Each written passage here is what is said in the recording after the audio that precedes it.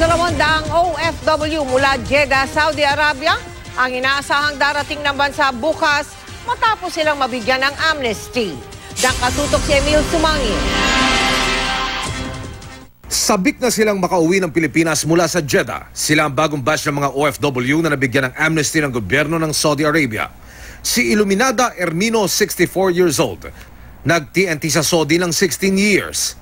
Hindi ko po masabi ang pakiramdam ko po dahil sa sobrang tuwa na sobrang hindi ko po makiramdam ko po. Meron po kayo Halos hindi na po ako makatulog nga nung mabigyan ako ng exit. Ngayon ay makakauwi na rin po sa haba ng panahon ng paghihirap ko. Makikita ko na rin po ang pamilya ko. Ayon kay Consul General Imelda Panolong, halos 200 OFW ang bumiyahe kaninang madaling araw at darating sa Pilipinas bukas. Hindi pa kasama ang mga nabigyan ng exit at bumili ng sarili nilang airline ticket.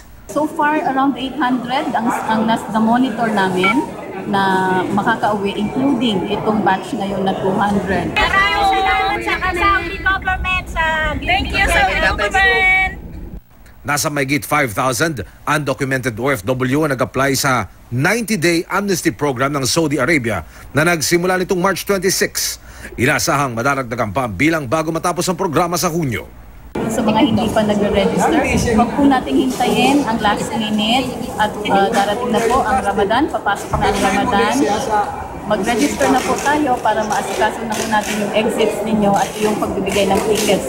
May nakalaang 75 million pesos ang Overseas Workers Welfare Administration para sa pag-uwi ng mga OFW mula sa Saudi. Nito lang May 18, dumating ang pang-8 batch ng mga OFW mula Saudi. Nasa mahigit 104 na po silang nakauwi ng bansa. Emil Sumangil, Nakatutok, 24 Oras.